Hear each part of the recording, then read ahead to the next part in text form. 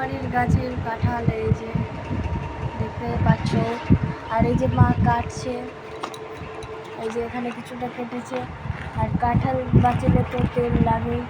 আর এই যে এখান থেকে বাসছে, এই যে প্রথম পর্যায়ে এটা, দ্বিতীয় পর্যায়ে ওটা, তৃতীয় পর্যায়ে এটা, চতুর্থ পর্যায়ে এটা হচ্ছে গাইস। এটা আদা বাটা, পেঁয়াজ বাটা, লঙ্কা বাটা, আর এর মধ্যে হলুদ গুঁড়ো, এবার লবণ, কাঁচা পেঁয়াজও দিয়েছি। আর এটা আগে সেদ্ধ করা হয়ে গেছিল আর লবণ দিয়ে, কিন্তু লবণ অনেক পড়েছে।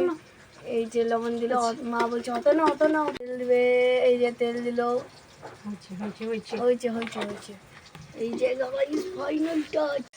এই যে এদিকে কাঁঠাল রান্না হচ্ছে, আর এখানে মেটে চচ্চড়ি, মেটে চচ্চড়ি কাঁঠাল মেটে হবে।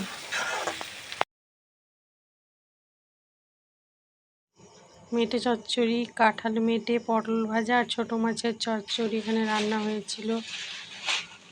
খুব সুন্দর কাঁঠাল মেটেটা তো, আর ছোটো মাছের চচ্চড়ি তো সেই লাগে আমার।